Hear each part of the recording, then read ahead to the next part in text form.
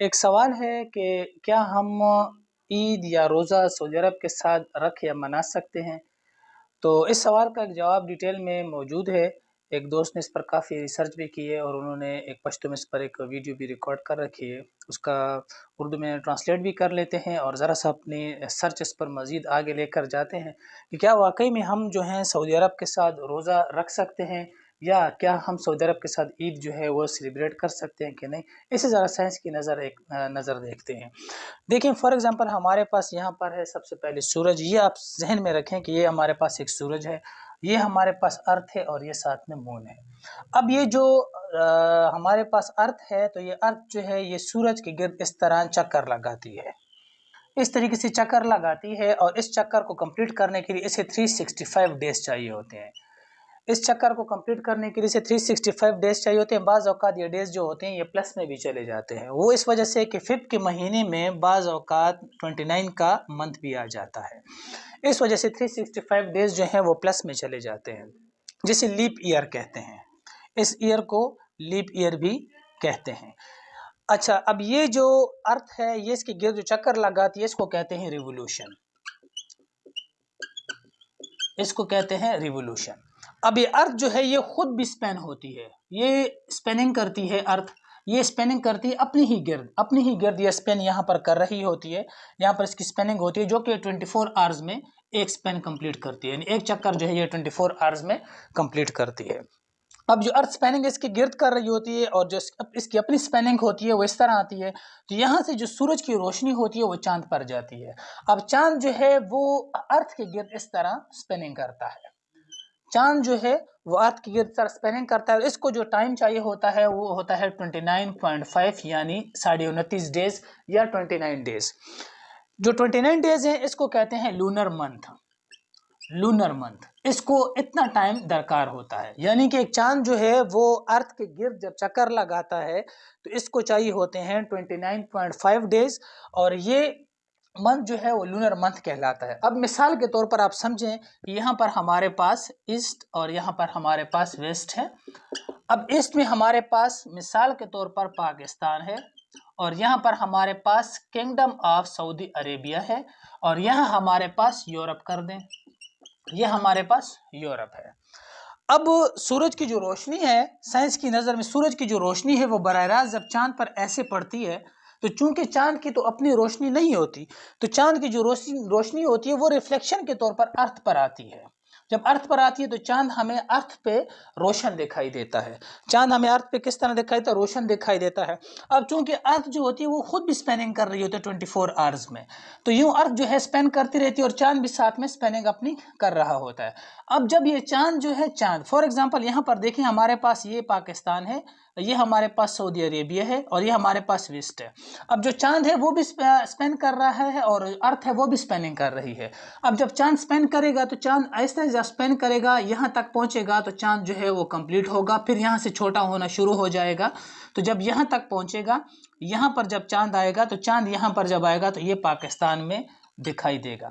لیکن اسے دیکھنے کے لیے نیکڈ آئیز جب اسے دیکھیں گی تو اس کی عمر ہونی چاہیے 15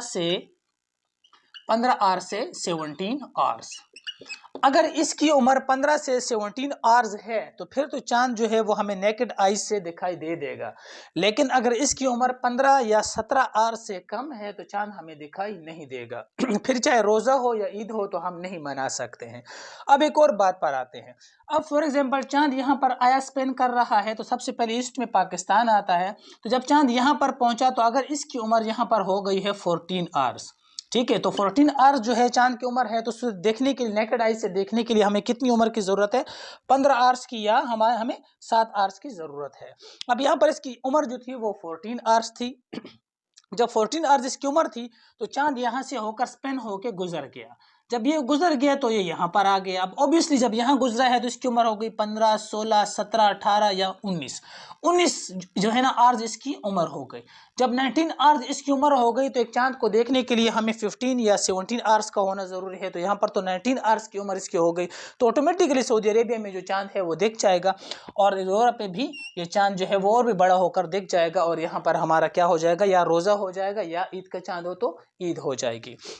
अब दूसरा मसला जो पेश आता है वो ये होता है कि फिर जब हम नेक्स्ट डे यानी हम रोज़ा नहीं रखते हैं और नेक्स्ट जब हम रोज़ा रखते हैं तो हम अमूमन कहते हैं कि ओहो चांद तो बहुत ज़्यादा बड़ा था और इतना बड़ा चांद था और हम एक रोज़ा खा गए हैं। नहीं, ऐसा नहीं है, क्योंकि यहाँ पर चांद की उम्र 14 आवर्स थी और जब यहाँ पर चांद की उम्र जो है वो 19-20 या मतलब 17-18 जितनी भी आवर्स है, लेकिन 15-17 आवर्स से प्लस है। जब इसकी उम्र यहाँ पर ज़्यादा हो गई तो जब यहाँ पर ज़्यादा हो गई तो चांद ऑलरेडी यहाँ पर जब जा रहा है तो बड़ा होता जा रहा है, बड़ा होता जा रहा है। जब बड़ा होता जा रहा है तो लाजिम बात है जब चांद यहाँ तक पहुँचेगा तो हट्टा कट्टा मोटा चांद नजर आएगा, जो जिसे छोटा बच्चा भी फिर देख सकता है। उसकी बुनियादी वजह ये है कि चांद जब दोबारा यहाँ पर स्पिन करके आया है तो चांद तो ऐसे ऐसे दोबारा बड़ा हो रहा है। जब बड़ा हो रहा है तो उसकी उम्र 15 आवर्स से बढ़कर पता नहीं 24 आवर्स हो गई है, 25 आवर्स हो गए, 27 आवर्स हो गई है, तो चांद काफ़ी बड़ा हो जाएगा। जब काफ़ी बड़ा हो जाएगा तो हमारे छोटे बच्चे जो हैं, हम लोग अमूमन ये कहते हैं कि हमारे छोटा बच्चा जो है उसने भी आज चांद देख लिया है और यहाँ पर हमारा रोज़ा जो था वो हम खा गए हैं। या हम ईद का चांद है तो यार आज ईद नहीं थी, कल ईद थी और आज हम ईद का दूसरा दिन मना रहे होते, लेकिन हमने ईद का एक दिन ज़ाया कर दिया और एक शैतानी रोज़ा हमने रख लिया, जिस तरह कहते हैं। ऐसा नहीं होता। अब दूसरा एक सवाल है, वो दूसरा सवाल ये है कि क्या हम सऊदी अरब और पाकिस्तान के साथ एक साथ रोज़ा इनका आ सकता है या रख सकते हैं? तो रख भी सकते हैं। किस तरह? अगर मिसाल के तौर पर चांद यहाँ से स्पिन करता है, ठीक है, चांद यहाँ स्पिन करता, अर्थ स्पिन कर रही है और चांद भी स्पिनिंग कर रहा है और यहाँ पर जो चांद की एज है वो 15 आवर्स पूरी हो जाती है या 16 आवर्स हो जाती है, 17 आवर्स हो जाती है, तो ऑटोमेटिकली यहाँ पर रोज़ा आ जाएगा। जब यहाँ पर रोज़ा आ जाएगा तो हमारे बाद नंबर आता है किंगडम ऑफ सऊदी अरेबिया का, तो ऑटोमेटिकली जब यहाँ पर 17 आवर्स इसकी एज बराबर हो गई तो यहाँ पर इसकी एज जो है वो 17 आवर्स प्लस चली जाएगी, तो यहाँ पर भी रोज़ा हो जाएगा और यहाँ पर भी रोज़ा हो जाएगा। अगर चांद ईद का है तो यहाँ भी ईद हो जाएगी, यहाँ भी ईद हो जाएगी और यहाँ भी ईद हो जाएगी। तो इस तरह एक साथ भी आ सकता है। इस तरह एक इस्लामिक वाक़या है, हज़रत कुरैब रज़ियल्लाहु तआला अन्हु एक दफ़ा सीरिया यानी कुरैब रज़ियल्लाहु अन्हु जो है वो एक दफ़ा सीरिया गए।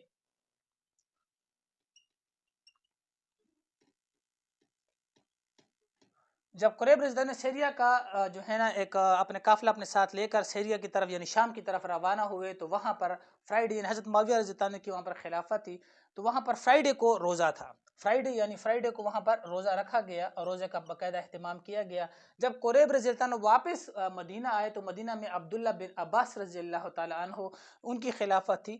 तो मदीना में जब अब्दुल्ला इब्न अब्बास रज़ियल्लाहु तआला अन्हु थे तो कुरैब रज़ियल्लाहु तआला अन्हु ने वहाँ पर अब्दुल्ला बिन अब्बास रज़ियल्लाहु तआला अन्हु से कहा कि ए अब्दुल्ला, जब वो उन लोगों का यानी कि वहाँ पर लोगों का शाम के लोगों का, और ये सीरिया याद रखें ये वेस्ट की तरफ आता है मगरिब की तरफ आता है, तो मैं आपको बता चुका हूँ कि मगरिब में चांद नज़र आता है। पाकिस्तान में जो है ना छोटा हो तो यहाँ पर बड़ा होगा और मगरिब में और भी बड़ा होगा। तो सीरिया जो है यानी शाम जो है ये आप गूगल पर देख सकते हैं, ये बड़ा हो वहाँ पर मगरिब की तरफ होगा। तो उन्होंने कहा है कि वहाँ पर फ्राइडे को चूँकि रोज़ा था तो हमें भी चाहिए कि हम भी फ्राइडे को रोज़ा रखते। बहरहाल हमने सैटरडे को रोज़ा रख लिया है, लेकिन ईद हम उनके साथ कर लेंगे ताकि गुनाह से बच सके। तो अब्दुल्ला बिन अब्बास रज़ियल्लाहु तआला अन्हु ने कहा कि फरमाया कि नहीं, हम अपने ही हिसाब से ईद और रोज़ा रखते हैं।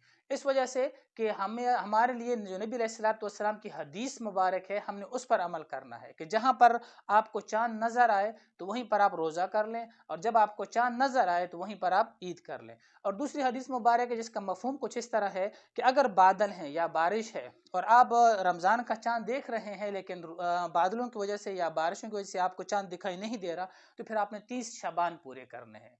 और अगर 30 शाबान आपके पूरे हो गए हैं तो फिर आपका रोज़ा ऑटोमेटिकली नेक्स्ट डे हो गया, चाहे आपने चांद देखा है या नहीं देखा। इस तरह रमज़ान के बारे में भी हुक्म है कि आपने 30 रोज़े रखने हैं। अगर बादल हैं और बारिश है तो आपने 30 रोज़े अपने पूरे करने हैं और नेक्स्ट डे आपने ऑटोमेटिकली ईद कर लेनी है। अब इसमें एक और भी सिलसिला आता है कि मिसाल के तौर पर कुरैब रज़ियल्लाहु तआला अन्हु जो हैं वो जब सीरिया शाम गए, मैं जनरली बात कर रहा हूँ, और वापस मदीना अब्दुल्ला बिन अब्बास रज़ियल्लाहु अन्हु की तरफ आए तो फ्राइडे को तो उनका रोज़ा था, यहाँ पर सैटरडे को रोज़ा था। तो फॉर एग्जांपल अब यहाँ पर इसके 39 डेज पूरे हो गए, 30 डेज पूरे हो गए। फॉर एग्जांपल 30 डेज कुरैब रज़ियल्लाहु अन्हु के अगर यहाँ पूरे हो जाते हैं तो वो क्या करेंगे, वो ईद नहीं मनाएंगे, लेकिन वो ये है कि वहाँ पर रोज़ा भी नहीं रख सकते क्योंकि इसके 30 डेज पूरे हो जाते हैं। खैर, इस पर एक अलग से एक टॉपिक है, फिर इंशाल्लाह कई बात होगी। वस्सलाम।